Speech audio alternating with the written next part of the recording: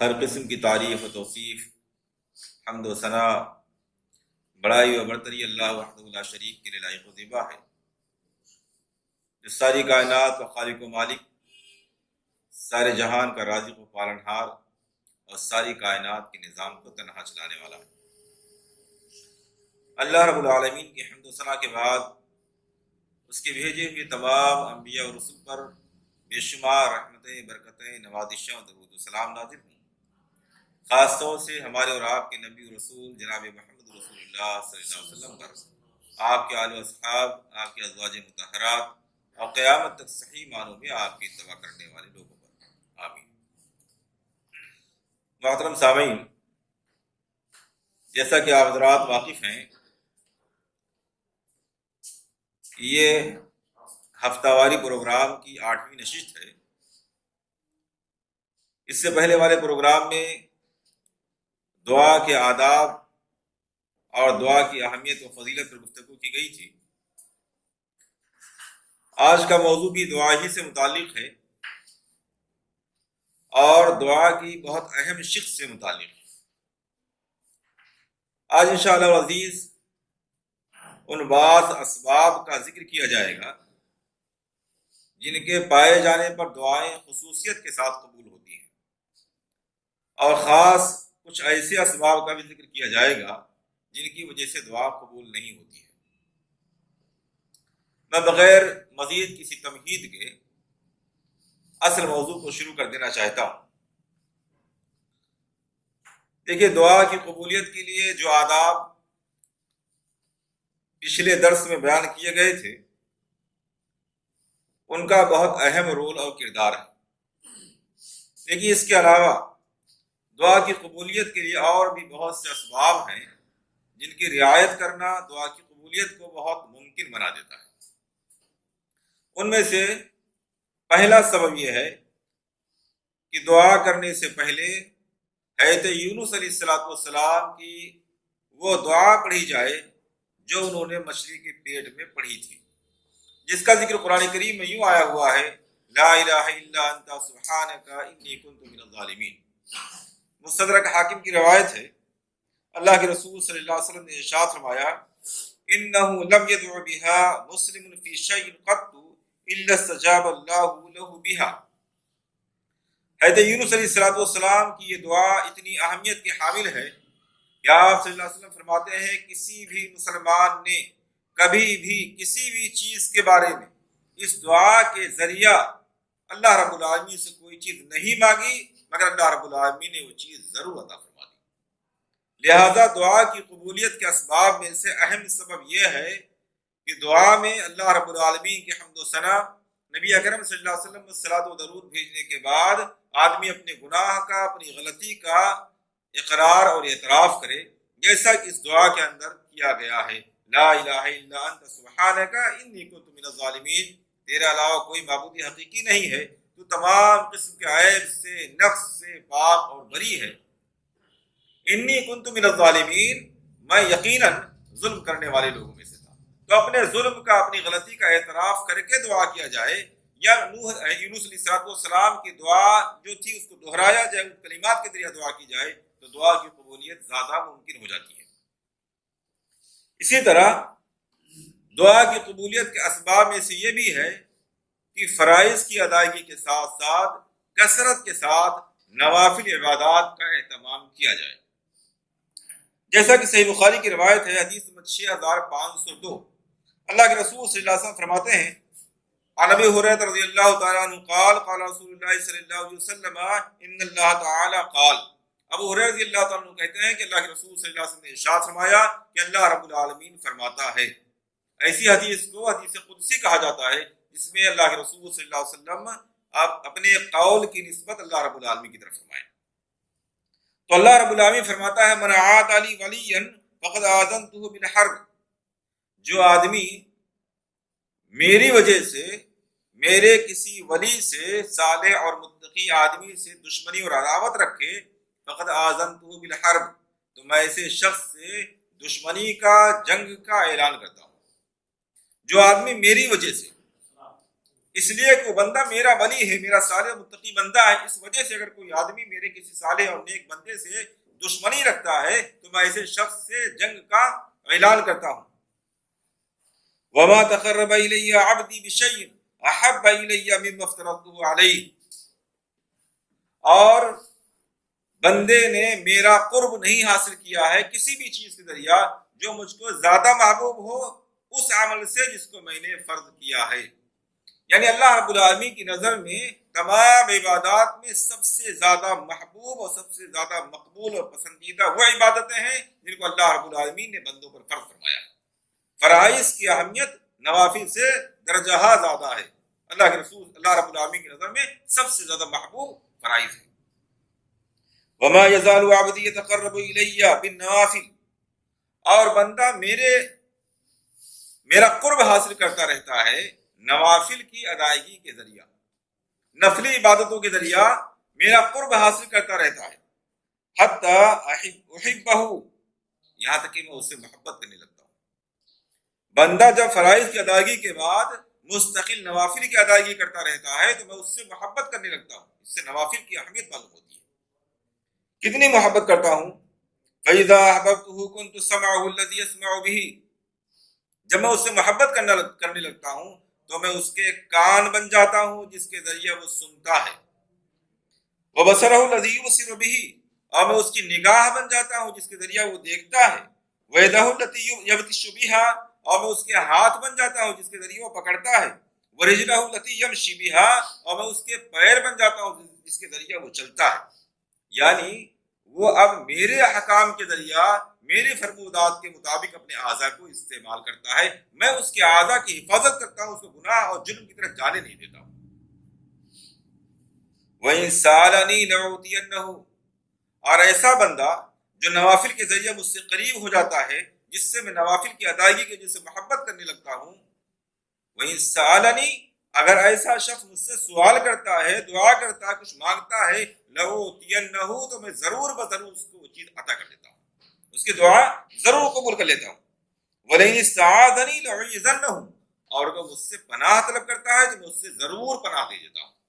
اس حدیث کے اندر جہاں بہت سے فوائد اور بہت سی اہم باتیں بیان کی گئی ہیں، وہیں ایک اہم بات یہ بیان کی گئی ہے کہ جو شخص فرائض کی ادائیگی کے بعد کثرت کے ساتھ نوافل کا اہتمام کرتا ہے، اللہ رب العالمین اس سے محبت کرنے لگتا ہے، اس کے اعضاء کو اپنی نافرمانی کے کاموں میں استعمال نہیں ہونے دیتا ہے، اور ایسا شخص جب اللہ رب العالمین سے دعا کرتا ہے، کسی چیز کا سوال کرتا ہے، تو اللہ رب العالمین اس کے دعا کو قبول کر لیتا ہے۔ دعا کی قبولیت کے اسباب میں سے یہ ہے کہ آدمی فرائض کی ادائیگی کے ساتھ ساتھ نوافل کا بھی کثرت کے ساتھ مستقل اہتمام کرے۔ اسی طرح دعا کی قبولیت کے اسباب میں سے یہ بھی ہے کہ حدیث کی روشنی میں وہ چند اوقات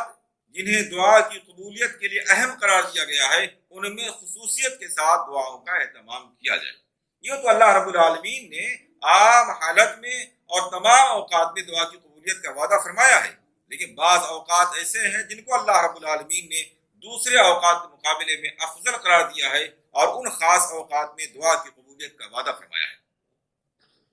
وہ چند اوقات جو بیان کیے گئے ہیں حدیث میں،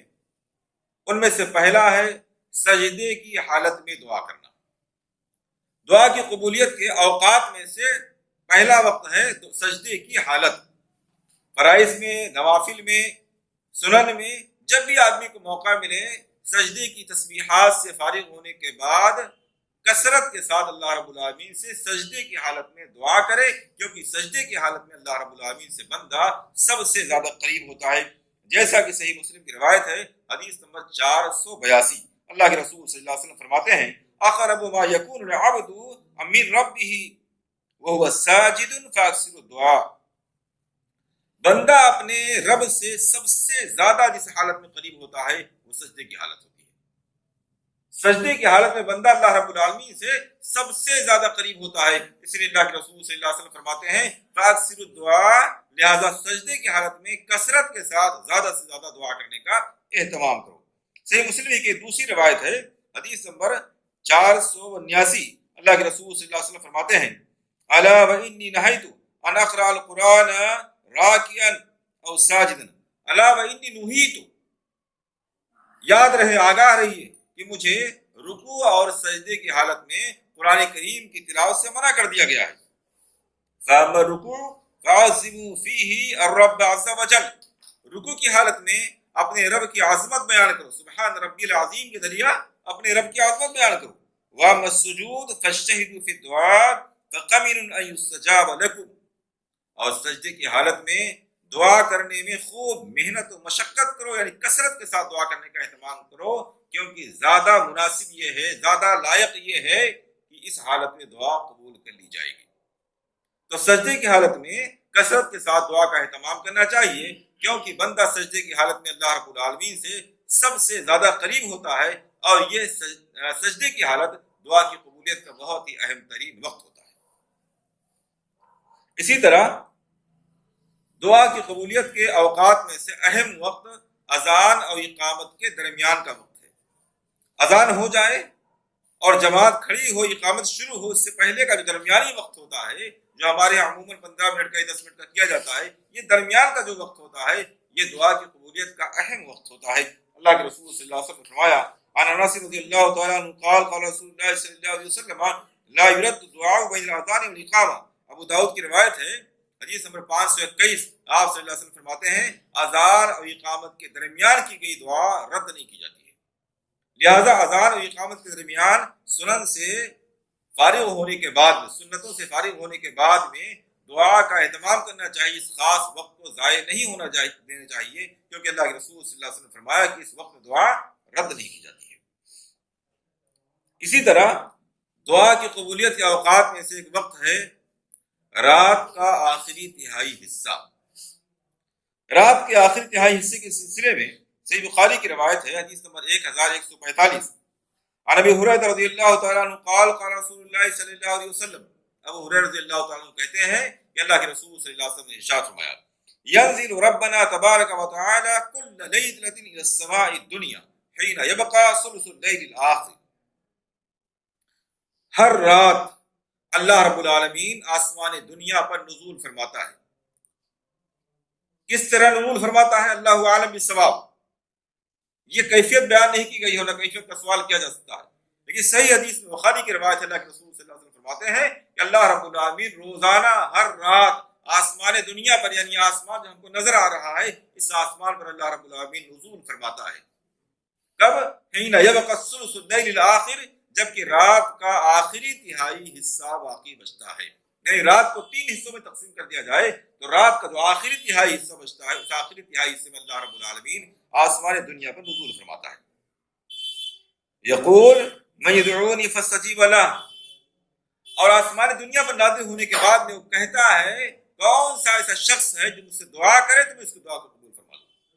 اللہ رب العالمین ہر رات آخری تہائی حصے میں آسمان دنیا پر نزول فرما کر کے یہ اعلان فرماتا ہے، من یدعونی فاستجیب لہ، کون سا ایسا بندہ ہے جو مجھ سے دعا کرے فاستجیب لہ، تو میں اس کی دعا کو قبول فرما لوں۔ من یسألونی فأعطیہ، کون سا ایسا بندہ ہے جو مجھ سے کسی چیز کا سوال کرے تو میں اسے اس کے مطالبے کو پورا کر دوں، اسے عطا کر دوں۔ اللہ رب العالمین خصوصیت کے ساتھ آسمان دنیا پر نزول فرما کر کے باقاعدہ یہ اعلان کرتا ہے کہ کون سا شخص مجھ سے مانگنے والا ہے، کون مجھ سے دعا کرنے والا ہے کہ اس کی دعا کو قبول فرما لوں۔ من یستغفرنی فاغفر لہ، کون ہے مجھ سے اپنے گناہوں کی مغفرت طلب کرنے والا کہ میں اس کے گناہوں کو معاف فرما دوں۔ اللہ رب العالمین ہر رات آسمان دنیا پر آخری تہائی رات میں نازل ہو کر کے اس 3 قسم کے اعلان فرماتا ہے، کون مجھ سے دعا کرنے والا ہے کہ اس کی دعا قبول کر لوں، کون مجھ سے سوال کرنے والا ہے کہ میں اس کے مطالبے کو پوری کر دوں، کون مجھ سے گناہوں کی مغفرت طلب کرنے والا ہے کہ اس کے گناہوں کو معاف فرما دوں۔ لہذا یہ وقت خصوصیت کے ساتھ اہم ترین اوقات میں سے ہے، لہذا اس وقت کا اہتمام کرنا چاہیے، اس کا خیال رکھنا چاہیے، اور اس وقت کو ضائع نہ کر کے خصوصیت کے ساتھ اس وقت میں دعا کرنے کا خیال رکھنا چاہیے۔ اسی طرح دعا کی قبولیت کے اہم ترین اوقات میں سے ایک وقت ہے نماز کے آخر میں۔ نماز کے آخر سے مراد یہ ہے کہ آخری تشہد میں تمام قسم کے دعاؤں سے فارغ ہونے کے بعد، تشہد سے، درود شریف سے اور ساری دعاؤں سے فارغ ہونے کے بعد میں آدمی اللہ رب العالمین سے دعا کا اہتمام کرے، قرآن کی دعائیں، حدیث کی دعائیں کثرت کے ساتھ ان دعاؤں کا اہتمام کرے، کیونکہ یہ وقت دعا کی قبولیت کا وقت ہوتا ہے۔ جامع ترمذی کی روایت ہے، حدیث نمبر 3499، عن ابی امامہ قال قیل یا رسول اللہ صلی اللہ علیہ وسلم ای الدعاء اسمع۔ ابو امامہ رضی اللہ تعالیٰ عنہ کہتے ہیں کہ اللہ کے رسول صلی اللہ علیہ وسلم سے پوچھا گیا کہ اللہ کے رسول صلی اللہ علیہ وسلم کون سے وقت کی دعا سب سے زیادہ سنی جاتی ہے، سب سے زیادہ قبول کی جاتی ہے؟ آپ صلی اللہ علیہ وسلم نے ارشاد فرمایا جوف اللیل الاخر، رات کا آخری درمیانی حصہ، ودبر الصلاۃ المکتوبات، اور تمام فرض نمازوں کے آخر میں، یعنی تشہد کی دعاؤں سے فارغ ہو کر کے، قاعدہ اخیرہ کی دعاؤں سے فارغ ہونے کے بعد میں جو وقت ہوتا ہے سلام پھیرنے سے پہلے کا، اس درمیان کی دعا کثرت کے ساتھ قبول کی جاتی ہے۔ تمام دعاؤں میں سب سے زیادہ ان دو اوقات کی دعائیں قبول کی جاتی ہیں،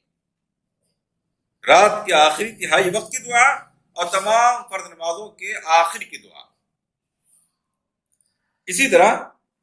دعا کی قبولیت کے اوقات میں سے ایک وقت افطار کا وقت بھی ہے۔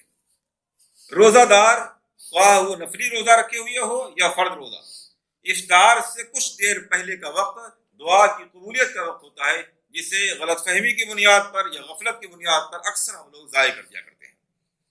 اللہ کے رسول صلی اللہ علیہ وسلم ارشاد فرماتے ہیں، سنن ابن ماجہ کی روایت حدیث نمبر 1753، عن عبداللہ بن عامر بن العاص رضی اللہ تعالیٰ عنہ قال قال رسول اللہ صلی اللہ علیہ وسلم ان للصائم عند فطره لدعوة ما ترد۔ روزے دار کی افطار کے وقت جو دعا ہوتی ہے وہ رد نہیں کی جاتی ہے۔ اللہ کے رسول صلی اللہ علیہ وسلم فرماتے ہیں افطار کے وقت روزے دار جو دعا کرتا ہے وہ دعا رد نہیں کی جاتی ہے، دعا کی قبولیت کا وقت ہوتا ہے، اس لیے اس وقت میں بھی دعا کا خصوصی طور پر اہتمام کرنا چاہیے۔ اسی طرح دعا کی قبولیت کے اوقات میں سے چھٹا وقت ہے اذان کے وقت اور بارش ہوتے ہوئے بھیگتے ہوئے، بارش کے دوران بھیگتے ہوئے۔ اللہ کے رسول صلی اللہ علیہ وسلم ارشاد فرماتے ہیں،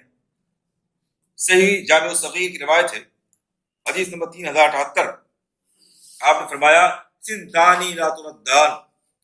دو اوقات کی دعائیں ایسی ہیں جو رد نہیں کی جاتی ہیں، الدعاء عند النداء و تحت المطر۔ اذان کے وقت کی دعا، یعنی اذان کے وقت سے مراد یہ ہے کہ مؤذن اذان سے فارغ ہو جائے، آپ اذان کی دعاؤں سے فارغ ہو جائیں، اس کے بعد اور اقامت سے پہلے جو وقت ہوتا ہے اس وقت کی دعا رد نہیں کی جاتی ہے۔ وتحت المطر، اور بارش کے نیچے کی دعا، بارش کے نیچے کی دعا سے مراد یہ ہے کہ بارش ہو رہی ہو اور آدمی بارش میں بھیگ رہا ہے، اس بھیگنے کے دوران جو دعا کرتا ہے وہ دعا رد نہیں کی جاتی ہے، وہ وقت بھی دعا کی قبولیت کا وقت ہوتا ہے۔ اسی طرح دعا کی قبولیت کے اوقات میں سے ساتواں وقت ہے جمعہ کے دن خصوصی وقت میں۔ وہ خصوصی وقت کون سا ہے؟ اس سلسلے میں دو روایتیں ہیں۔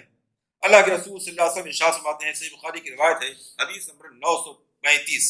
عن ابی ہریرہ رضی اللہ تعالیٰ عنہ قال قال رسول اللہ صلی اللہ علیہ وسلم فیہ ساعۃ لا یوافقها عبد مسلم وهو قائم يصلي يسأل الله تعالی شیئا الا اعطاه ایاه واشار بیدہ یقللها۔ آپ صلی اللہ علیہ وسلم نے ارشاد فرمایا کہ جمعہ کے دن بندہ، ایک وقت ایسا ہوتا ہے کہ بندہ اگر نماز میں ہے، کھڑا ہوا ہے اور اللہ رب العالمین سے دعائیں کر رہا ہے تو اس کی دعا رد نہیں کی جاتی ہے، دعا کی قبولیت کا وقت ہوتا ہے۔ اور اللہ کے رسول صلی اللہ علیہ وسلم نے اس خاص وقت کے کم ہونے کی طرف اشارہ کرنے کے لیے اپنے انگلی سے بتلایا یقللھا، آپ بہت بتا رہے تھے کہ بہت تھوڑا سا وقت ہوتا ہے۔ جمعہ کے دن ایک وقت ایسا ہوتا ہے، تھوڑا سا وقت ایسا ہوتا ہے کہ جو شخص اس وقت کو پا لے، اس وقت میں دعا کرے، اللہ رب العالمین اس وقت کی دعا کو قبول فرما لیتا ہے۔ وہ کون سا وقت ہے؟ اس سلسلے میں دو قسم کی روایتیں آئی ہیں۔ ایک صحیح مسلم کی حدیث نمبر 853، اللہ کے رسول صلی اللہ علیہ وسلم فرماتے ہیں، ہی ما بین ان یجلس الامام الی ان تقضی الصلاۃ، امام کے منبر پر بیٹھنے سے لے کر کے نماز سے فارغ ہونے کے درمیان کا وقت، یہ جو مختصر سا وقت ہوتا ہے، اس میں اگر دعا کی جائے تو اللہ رب العالمین دعا کو قبول فرماتا ہے۔ اسی طرح دوسری روایت میں جو ابو داؤد کی روایت ہے، حدیث نمبر 1048، آپ صلی اللہ علیہ وسلم فرمایا فَالْتَمِسُوهَا آخِرَ سَاعَةٍ بَعْدَ الْعَصْرِ، آپ صلی اللہ علیہ وسلم فرمایا کہ عصر کے بعد آخری وقت میں، نماز مغرب سے کچھ پہلے اس وقت کو تلاش کرو۔ دونوں روایتیں صحیح ہیں اور دونوں اوقات میں یہ دو مختلف قسم کی باتیں کی گئی ہیں، لہٰذا بہتر یہ ہے کہ ان دونوں اوقات میں دعا کا اہتمام کیا جائے۔ خطبے کے دوران جبکہ امام بیٹھ چکا ہو منبر پر، نماز سے فارغ ہونے کے درمیان نماز کے اندر دعا کی جائے، یا خطبے کے دوران اگر آہستہ آہستہ دعا کی جائے بغیر ہاتھ اٹھائے ہوئی کہ دعا خطبہ سننے میں خلل پیدا نہ ہو تو کوئی حرج کی بات نہیں، دعا کی جا سکتی ہے۔ ایسے ہی نماز مغرب سے کچھ پہلے اگر دعا کا اہتمام کیا جائے تو یہ وقت دعا کی قبولیت کا وقت ہے۔ یہ چند اہم اوقات ہیں جن میں خصوصیت کے ساتھ اللہ رب العالمین دعا کو قبول فرماتا ہے، اور اللہ کے رسول صلی اللہ علیہ وسلم نے ان تمام اوقات کی طرف رہنمائی کر کے گویا ہم سے اور آپ سے اس بات کا تقاضا کیا ہے کہ اگر ہم اپنی دعاؤں کی قبولیت کے خواہش مند ہیں تو ان اوقات میں دعا کرنے کا اہتمام کریں۔ اسی طرح بعض ایسے اشخاص ہیں جن پر بعض حالتیں ایسی آتی ہیں جن حالتوں میں اللہ رب العالمین دعا قبول فرما لیتا ہے۔ یہ اوقات کی بات ہے، بعض ایسے اوقات، بعض ایسے ٹائم ہیں، کچھ ایسی حالتیں ہیں جن میں اللہ رب العالمین دعاؤں کو قبول فرما لیتا ہے۔ انہی میں سے ایک والد کی دعا، روزے دار کی دعا، مسافر کی دعا، مظلوم کی دعا اور انصاف کرنے والے رہبر اور امام کی دعا۔ اللہ کے رسول صلی اللہ علیہ وسلم نے ارشاد فرمایا، صحیح الجامع الصغیر کی روایت ہے، حدیث نمبر 3032، ثلاث دعوات لا ترد، تین قسم کے لوگ ایسے ہیں کہ ان کی دعائیں رد نہیں کی جاتی ہیں۔ دعوت الوالدی لولدی، والد کی دعا اپنی اولاد کے لیے، ودعوت الصائم، اور روزے دار کی دعا کسی بھی وقت دعا کرے، ودعوت المسافر، اور مسافر کی دعا حالت سفر میں جو دعا کی جاتی ہے وہ بھی رد نہیں کی جاتی ہے۔ اسی طرح اللہ کے رسول صلی اللہ علیہ وسلم نے ارشاد فرمایا، یہ بھی صحیح الجامع الصغیر کی روایت ہے، حدیث نمبر 3030، ثلاث دعوات مستجابات، تین لوگوں کی دعائیں قبول کر لی جاتی ہیں، رد نہیں کی جاتی ہیں، دعوت الصائمی، ودعوت المظلومی، ودعوت المسافر، روزے دار کی دعا، مظلوم کی دعا اور مسافر کی دعا۔ اسی طرح اللہ کے رسول صلی اللہ علیہ وسلم نے ایک دوسری حدیث میں فرمایا، جامع ترمذی کی روایت ہے، حدیث نمبر 3598، آپ فرماتے ہیں، ثلاثۃ لا ترد دعوتهم، تین قسم کے لوگ ایسے ہیں جن کی دعا کو رد نہیں کیا جاتا ہے۔ آپ نے فرمایا، الصائم حتی یفطر، روزے دار کی دعا رد نہیں کی جاتی ہے یہاں تک کہ وہ افطار کر لے، روزے سے فارغ ہو جائے۔ روزے کی حالت میں جب تک ہے تب تک اس کی دعا رد نہیں کی جائے گی۔ والامام العادل، اور عادل انصاف کرنے والا رہبر، قائد، امام، رہنما، بادشاہ، ودعوت المظلوم، ایسے ہی مظلوم آدمی کی دعا۔ یہ تین قسم کے لوگ ایسے ہیں جن کی دعائیں رد نہیں کی جاتی ہیں۔ تو مجموعی طور پر ان تمام روایات سے بات معلوم ہوئی کہ والد کی دعا، والدین کی دعا اولاد کے حق میں،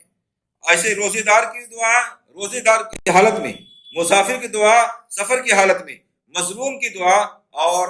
انصاف کرنے والے عادل بادشاہ یا قائد اور رہنما کی دعا رد نہیں کی جاتی ہے۔ اسی طرح اگر کوئی آدمی رات کو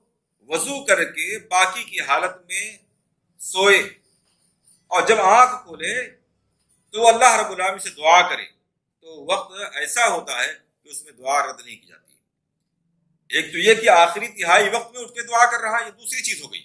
یہ اس سے ہٹ کے ایک چیز ہے، کسی بھی وقت آدمی کی آنکھ کھولے اور آنکھ کھلتے ہی اللہ رب العالمین سے اگر دعا کر رہا ہے تو اس وقت کی دعا رد نہیں کی جاتی ہے۔ چنانچہ مسند احمد کی روایت ہے، حدیث نمبر 2248، قال رسول اللہ صلی اللہ علیہ وسلم، ما من مسلم یبیت علی ذکر اللہ، کوئی بھی مسلمان جو اللہ رب العالمین کا ذکر کر کے سو جائے،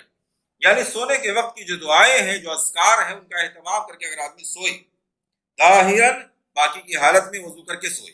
فَيَتَعَارَّ مِنَ اللَّيْلِ، اور رات کو اس کی آنکھ کھولے، فَيَسْأَلُ اللَّهَ، اور اللہ رب العالمین سے دعا کرے، خَيْرًا مِنَ الدُّنْيَا وَالْآخِرَةِ، دنیا اور آخرت کی کسی بھی بہتر اور بھلائی کی چیز کی، إِلَّا عَطَاهُ اللَّهُ إِيَّاهُ، مگر اللہ رب العالمین اسے وہ چیز عطا فرما دیتا ہے۔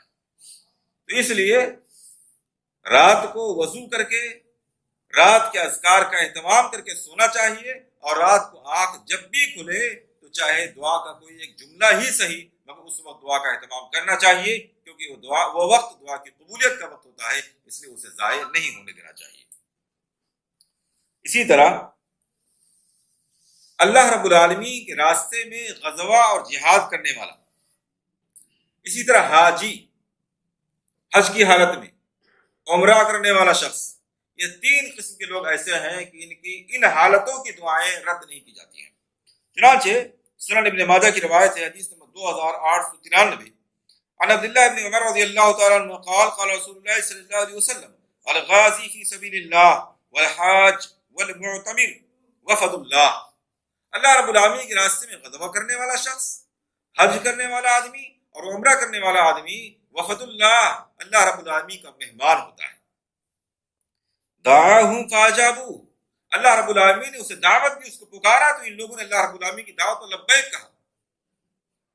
وسألوہ فأعطاہم، اور جب ان لوگوں نے دعا کی تو اللہ رب العالمین نے ان کی دعا کو قبول فرما لیا۔ لہذا اگر یہ حالتیں پیدا ہوں، غضبے کی حالت ہو یا حج کی حالت ہو یا عمرے کی حالت ہو، تو اس پوری حالت میں ضروری نہیں کہ وہاں پہنچنے کے بعد حج کے ارکان کو ادا کرتے ہوئے یا عمرے کے ارکان کو ادا کرتے ہوئے، حج کی نیت سے آدمی نکلتے ہی حج کرنے والا ہو گیا، عمرے کی نیت سے نکلنے والا عمرہ کرنے والا ہو گیا، اس پوری حالت کے دوران جب بھی وہ دعا کرے گا اس کی دعا قبول کی جائے گی۔ اللہ کے رسول صلی اللہ علیہ وسلم نے اس وقت کو دعا کی قبولیت کا وقت قرار دیا ہے، لہذا ان اوقات میں دعا کا اہتمام کرنا چاہیے۔ آئیے ان تفصیلات کے بعد میں چند ایسی حالتوں کا یا ایسے لوگوں کا بھی تذکرہ کر دیا جائے جن کی دعا قبول ہی نہیں کی جاتی ہے، اور یہ آج کے درس کا بڑا اہم حصہ ہے۔ بعض دفعہ ایسا ہوتا ہے کہ غلط فہمی کی وجہ سے ہم اس حالت میں مبتلا ہوتے ہیں، بارہا دعا کر رہے ہوتے ہیں اور دعا قبول نہیں کی جاتی ہے، اور ہمیں یہ معلوم بھی نہیں ہوتا کہ دعا قبول کیوں نہیں ہوتی ہے۔ اس لیے ہمیں ان حالتوں کو جاننا اور ان حالات کا جائزہ لیتے رہنا چاہیے۔ سب سے پہلا شخص وہ ہے جس کی آمدنی اور جس کا کھانا پینا پہننا حرام کا ہو۔ جس کی آمدنی یا کھانا پینا پہننا حرام کا ہے، نہ صرف دعا بلکہ اس کی کوئی بھی عبادت رد نہیں کی جاتی ہے، کیونکہ دعا کیا ہے؟ افضل العبادہ ہے۔ جب افضل ترین عبادت دعا نہیں قبول کی جاتی ہے تو اس کا مطلب کوئی بھی عبادت قبول نہیں کی جاتی ہے، ساری کی ساری عبادت رد کر دی جاتی ہے۔ اس لیے تمام عبادات سے پہلے اور دعاؤں سے پہلے اس بات کا خوب اہتمام کر لینا چاہیے کہ ہماری آمدنی، ہمارا پہننا، ہمارا کھانا، ہمارا رہنا سب حلال آمدنی سے ہونا چاہیے۔ اللہ کے رسول صلی اللہ علیہ وسلم نے ارشاد فرمایا، صحیح مسلم کی روایت ہے، حدیث نمبر 1014، آپ صلی اللہ علیہ وسلم فرماتے ہیں ان اللہ طیب لا یقبل الا طیب، اللہ رب العالمین طیب ہے، پاکیزہ ہے، لا یقبل الا طیبا، وہ قبول نہیں کرتا ہے مگر پاکیزہ۔ یعنی جب پاکیزہ شخصیت، پاکیزہ آدمی پاکیزہ کھا کر کے، پاکیزہ پہن کے دعا کرتا ہے، پاکیزہ حالت میں دعا کرتا ہے، تب اللہ رب العالمین اس کی دعا کو قبول کرتا ہے، تبھی اس کی عبادت قبول کی جاتی ہے۔ پھر اللہ کے رسول صلی اللہ علیہ وسلم نے بیان فرمایا، ایک مسافر آدمی ہے، اس کے پراگندہ بال ہیں، پریشان حال ہے، اللہ رب العالمین سے ہاتھ اٹھا کر کے دعا کرتا ہے، مگر فَأَنَّ يُسْتَجَابُ لَهُ، معاملہ کیا ہے؟ اس کا مطعم حرام ومشرب حرام، اس کا کھانا پینا پہننا سب حرام کا ہے، فَأَنَّ يُسْتَجَابُ لَهُ، تو اس کی دعا کیسے قبول کر لی جائے گی؟ مسافر کی دعا قبول کی جاتی ہے، آپ کے سامنے روایت بیان کی گئی، وہ آدمی مسافر ہے، پریشان حال آدمی کی دعا قبول کی جاتی ہے، وہ آدمی پریشان حال ہے، ہاتھ اٹھا کر دعا کرنے والے کی دعا کو رد کرتے ہوئے اللہ رب العالمین کو شرم آتی ہے، وہ آدمی ہاتھ اٹھا کے دعا کر رہا ہے۔ دعا کی قبولیت کے 3 اہم اسباب پائے جا رہے ہیں، اس کی دعا قبول ہو جانی چاہیے تھی، مگر اللہ کے رسول صلی اللہ علیہ وسلم فرماتے ہیں نہیں، اگرچہ یہ 3 اسباب قبولیت کے پائے جا رہے ہیں مگر ایک بہت بڑا سبب دعا کی عدم قبولیت کے نہ ہونے کا پایا جا رہا ہے، وہ کیا ہے؟ اس کا کھانا پینا، اس کی آمدنی سب حرام ہے، فَأَنَّ يُسْتَجَابُ لَهُ، اس کی دعا قبول نہیں کی جا سکتی ہے۔ لہذا جس آدمی کی آمدنی کا ذرہ بھر حصہ بھی اگر کسی شخص کا حرام ہے تو اس کی دعا، اس کی کوئی عبادت قبول نہیں کی جائے گی۔ اس لیے آمدنی کا، اپنے لباس کا، اپنے کھانے پینے کا، اپنے مال کا خوب اہتمام کر لینا چاہیے اور دیکھ لینا چاہیے کہ کہاں سے آ رہا ہے، کہاں خرچ کیا جا رہا ہے۔ اسی طرح گناہ کی دعا اور قطع رحمی کی دعا قبول نہیں کی جاتی ہے۔ گناہ کی دعا کوئی کر رہا ہے، کوئی آدمی چور ہے، چوری میں کامیابی کی دعا کر رہا ہے، کوئی آدمی سود خوری کر رہا ہے، سود خوری میں آمدنی کی دعا کر رہا ہے، کسی کی آمدنی کا حصہ رشوت سے جڑا ہوا ہے، وہ رشوت میں آمدنی کی کثرت کی دعا کر رہا ہے، گناہ کی دعا کر رہا ہے، اس کی دعا قبول نہیں کی جائے گی۔ کوئی آدمی قطع رحمی کی دعا کر رہا ہے، تعلقات رشتہ داریوں کو توڑنے کی دعا کر رہا ہے، رشتہ داریوں کو نقصان پہنچانے کی دعا کر رہا ہے، اللہ رب العالمین سے شخص کی دعا قبول نہیں فرماتا ہے۔ چنانچہ جامع ترمذی کی روایت ہے، حدیث نمبر 3573، عن عبادۃ بن ثابت رضی اللہ تعالی عنہ قال قال رسول اللہ صلی اللہ علیہ وسلم ما على الارض مسلم يدعو الله تعالى بدعوة الا اتاه الله اياها او صرف عنه من السوء مثلها، کوئی بھی مسلمان آدمی جب اللہ رب العالمین سے کسی چیز کی دعا کرتا ہے تو اللہ رب العالمین یا تو اس کی دعا کو قبول فرما لیتا ہے، اسے وہ چیز عطا فرما دیتا ہے، یا پھر اسی کے برابر کسی برائی کو، کسی نقصان دہ چیز کو اس سے ہٹا دیا کرتا ہے۔ اگر قبولیت کے اسباب پائے گئے، رکاوٹ نہیں پائے گی تو اس کی دعا ضرور قبول ہوگی، یا تو اللہ رب العالمین وہی چیز ہو عطا فرما دے گا، یا اس کے برابر کسی نقصان دہ چیز کو رفع فرما دے گا۔ ما لم يدع باسم او قطیۃ رحم، جب تک بندہ گناہ کی دعا نہ کرے یا قطع رحمی کی دعا نہ کرے، یعنی دو حالتیں اگر پائی گئی ہیں تو پھر دعا قبول نہیں کی جائے گی۔ اگر یہ دو حالتیں نہیں پائی گئی ہیں، دعا کی قبولیت کے اسباب پائے جا رہے ہیں، رکاوٹ نہیں پائی جا رہی ہے، تو ایسی صورت میں دعا ضرور قبول کی جائے گی، یا تو اللہ رب العالمین اسی چیز کو عطا فرما دے گا یا کسی نقصان دہ چیز کو دفع فرما دے گا۔ فقال رجل من القوم، یہ حدیث سن کر کے بیٹھے ہوئے لوگوں میں سے ایک شخص نے، صحابی رسول نے کہا، اذا نکثر، اللہ کے رسول صلی اللہ علیہ وسلم اگر ایسی بات ہے تب تو ہم بہت زیادہ دعا کریں گے۔ اللہ کے رسول صلی اللہ علیہ وسلم فرمایا، اللہ اکثر، اللہ رب العالمین بہت زیادہ عطا فرمانے والا، تم جتنی چاہو دعائیں کرو۔ ایک دوسری روایت اسی مفہوم کی ہے جو مسند احمد کی ہے، عن ابی سعید الخدری رضی اللہ تعالی عنہ ان النبی صلی اللہ علیہ وسلم قال ما من مسلم يدعو بدعوة ليس فيها اسم ولا قطيعة رحم، کوئی بھی مسلمان اگر دعا کرتا ہے اور اس میں گناہ کی دعا نہ ہو، اور قطیعۃ رحم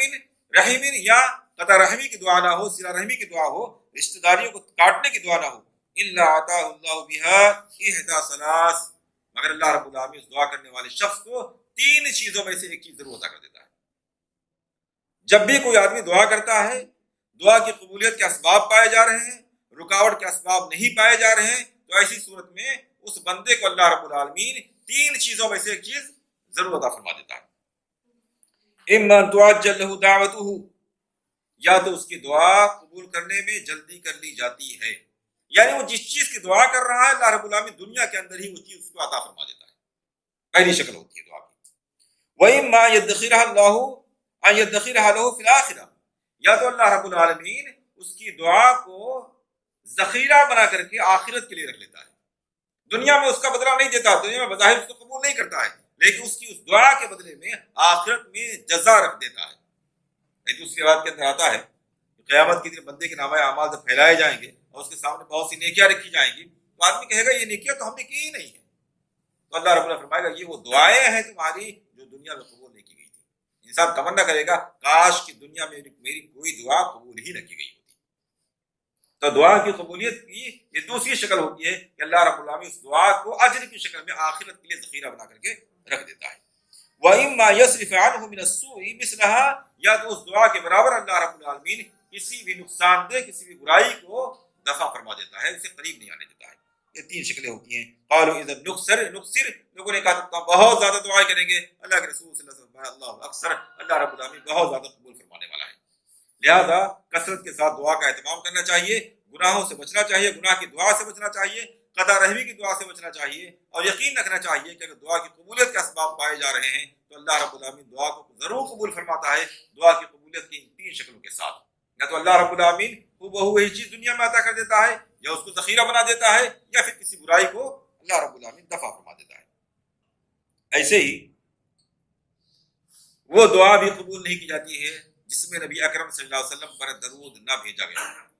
آپ صلی اللہ علیہ وسلم صلاۃ والسلام بھیجے بغیر اگر کوئی دعا کی جا رہی ہے تو دعا قبول نہیں کی جاتی ہے۔ چنانچہ طبرانی کی صحیح غیر ہی روایت ہے، حضرت علی رضی اللہ تعالیٰ عنہ کہتے ہیں کل دعاء محجوب حتی یصلی علی محمد صلی اللہ علیہ وسلم، ہر دعا قبولیت سے روک دی جاتی ہے، دعا قبول نہیں کی جاتی ہے یہاں تک کہ نبی اکرم صلی اللہ علیہ وسلم پر درود پڑھ کر کے پھر دعا کی جائے۔ ہر وہ دعا جس میں نبی اکرم صلی اللہ علیہ وسلم پر درود نہ پڑھا گیا ہو محجوب ہوتی ہے، وہ دعا قبول نہیں کی جاتی ہے۔ اسی طرح دعا کی قبولیت کو روکنے کے اسباب میں سے یہ بھی ہے کہ آدمی منکر کو دیکھے، غیر شرعی کاموں کو معاشرے میں دیکھے اور بہتر طریقے سے اس کو روکنے کی کوشش نہ کرے، لوگوں کو بھلائیوں کا حکم نہ دے، یعنی دین کی دعوت نہ دے، خیر کی طرف لوگوں کو بلائے نہ، امر بالمعروف کا فریضہ ادا نہ کرے اور برائیوں سے لوگوں کو نہ روکے، امر بالمعروف اور نہی عن المنکر کا فریضہ اگر انجام نہیں دے رہا ہے تو ایسے شخص کی دعا بھی قبول نہیں کی جاتی ہے۔ چنانچہ جامع ترمذی کی روایت ہے، حدیث نمبر 2169، اللہ کے رسول صلی اللہ علیہ وسلم ارشاد فرماتے ہیں والذی نفسی بیدہ لتأمرن بالمعروف ولتنہون عن المنکر او لیوشکن اللہ ان یبعث علیکم عقابا منہ ثم تدعونہ فلا یستجاب لکم،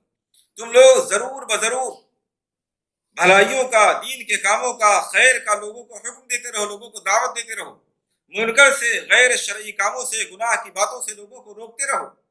ورنہ ایک دن ایسا آئے گا کہ اللہ رب العالمین تمہارے اوپر اپنی جانب سے خاص عذاب بھیج دے گا، پھر تم اللہ رب العالمین سے اس عذاب کے ٹالنے کی، ہٹانے کی دعائیں کرو گے، فلا یستجاب لکم، مگر تمہاری دعا قبول نہیں کی جائے گی۔ لہذا دعا کی قبولیت کو روکنے والی چیزوں میں سے یہ بھی ہے کہ آدمی گناہ ہوتے ہوئے دیکھے مگر اسے روکنے کی کوشش نہ کرے، لوگوں کو بھلائیوں کا حکم نہ دے، امر بالمعروف اور نہی عن المنکر کا فریضہ انجام نہ دے، تو اس سے بھی دعاؤں میں رکاوٹ پیدا ہو جاتی ہے۔ اس لیے ہم سب کو چاہیے کہ ان تمام نکات کا، ان تمام پوائنٹس کا اہتمام کرتے ہوئے دعا کرنے کی کوشش کریں تاکہ ہماری دعا رد نہ کی جائے اور اللہ رب العالمین کے ہاں قبولیت سے شرف یاب ہو سکے۔ اللہ رب العالمین سے دعا ہے کہ ہمیں کثرت کے ساتھ دعا کرنے اور دعا کی قبولیت کے ان اسباب کو اختیار کرنے اور ان کا اہتمام کرنے کی توفیق عنایت فرمائے، اور ان تمام اسباب سے ہم کو دور رکھے جن کی وجہ سے دعا قبول نہیں کی جاتی ہے۔ آمین۔ وآخر دعوانا ان الحمد للہ رب العالمین۔